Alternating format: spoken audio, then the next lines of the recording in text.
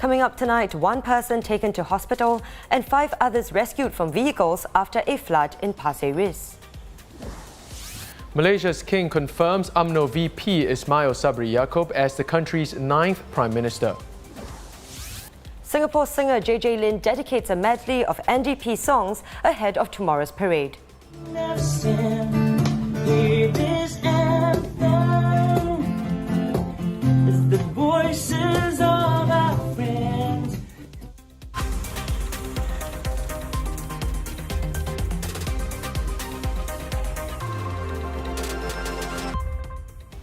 This is the Straits Times Newsnight. I'm Chow Suan. Good evening, I'm Dylan Ang. Now, it's been a rainy few days, but can you imagine floods to your waist? Now, that's apparently the situation some motorists found themselves in this morning at the junction of Tampines Avenue 10 and Pasir Ris Drive 12. The incident stalling some 13 vehicles. One person was taken to hospital and 5 others rescued from their vehicles by SCDF officers, who had to carry people on their backs to higher ground. The rescue operation involved more than a dozen civil defence personnel and took just under an hour. PUB is investigating if nearby construction works had tampered with drains or obstructed the drainage flow of stormwater, because the area is not low-lying nor a flood hotspot. As heavy showers are predicted for the rest of the month, if your car is ever submerged like this, ST's senior transport correspondent advises how you should react. In the event that your car actually stalls, I think the best thing is to just, not try and restart the engine. The reason why it stalls, the probability is the water had gotten into the engine, and if you try to restart it, it might cause further damage.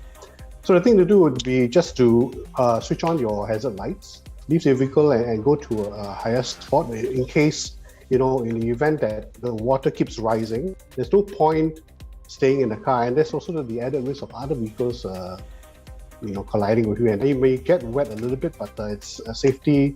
You're in a safer situation if you leave the car. Now, across the causeway, 3 years after its fall from grace in the 2018 election, UMNO has the Malaysian premiership again, with its VP Ismail Sabri Yaakob confirmed by the King today that he is the country's new Prime Minister. Mr. Ismail will be sworn in tomorrow afternoon, but will still face a vote of confidence in Parliament. It's been reported that he has the backing of 114 MPs who have expressed their support in writing and when they were granted an audience with the King yesterday. From Muhyiddin Yassin's resignation on Monday to Mr. Ismail's affirmation this evening, it's been a whirlwind week in Malaysian politics. What happens now? ST's Malaysia Bureau Chief lays out the next steps. Typically, the new Prime Minister would have to select his new cabinet, and in this case, it might happen before or after the confidence vote. If it happens after the confidence vote, then we continue with a one-man government for quite some time, but this is not necessarily unprecedented. When Tun Mahathir Mohamad was sworn in as Prime Minister again in 2018, he took his time to set up his cabinet, which is not necessarily an issue for the normal running of government. But Malaysians will be hoping to see who the new ministers are and what kind of policies that they roll out as soon as possible. The Ismail administration's immediate task at hand is managing Malaysia's COVID-19 crisis. Over 23,500 new cases reported today, yet another daily record, and it's pushed its total tally past 1.5 million.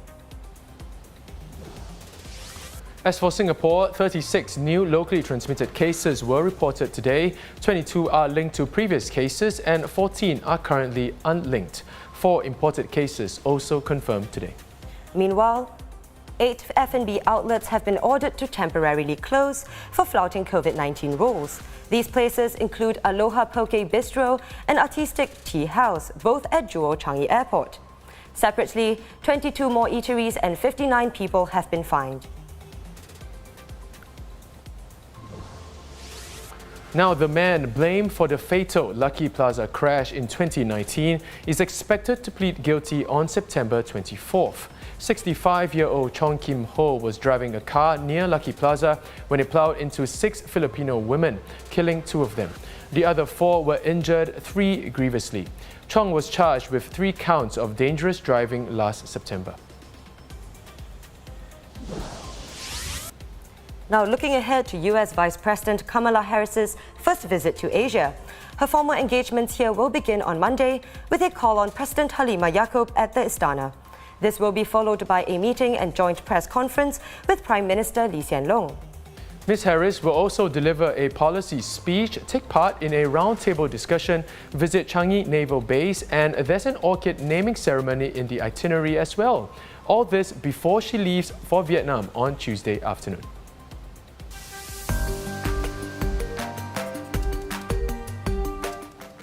While the arrival of Singapore's new baby panda has captured our hearts, its mom, Jia, hasn't been eating well since she gave birth last week. That's apparently normal, however, for new panda mothers.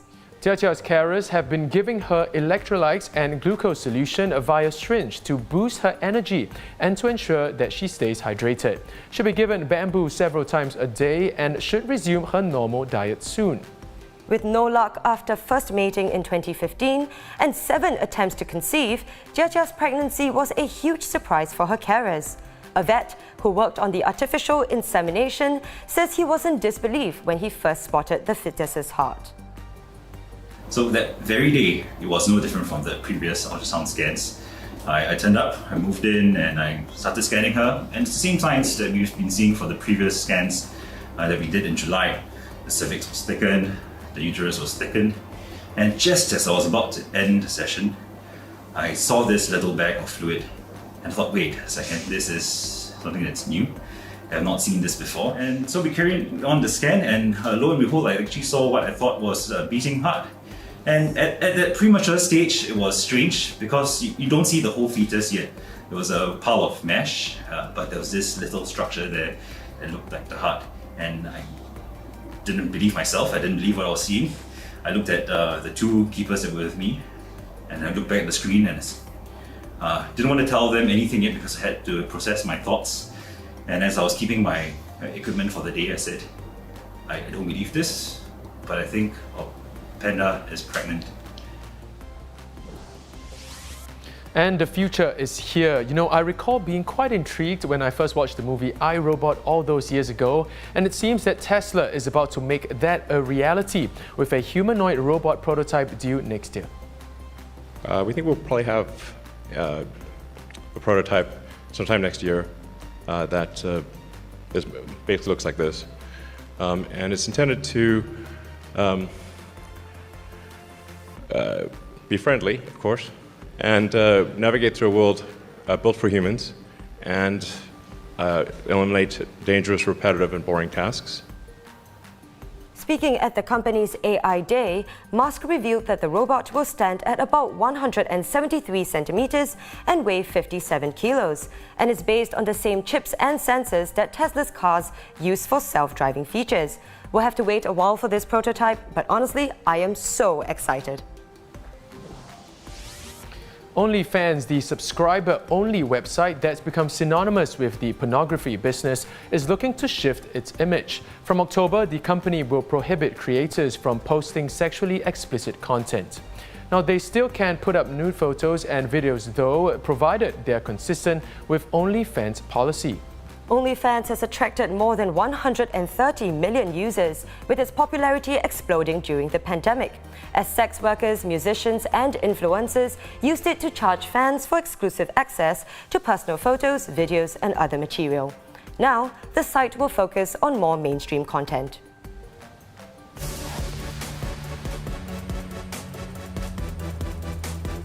Now, before we go with All Heard the Road Ahead, this year's National Day theme song by Lin Ying, Cesari Shabir, and Cheyenne Brown. We've even tried the accompanying dance workout, which I don't think will be quite possible with this acoustic cover by Mando Pop superstar JJ Lin. See this island, every grain of sand, hear this anthem, it's the voices of our friends.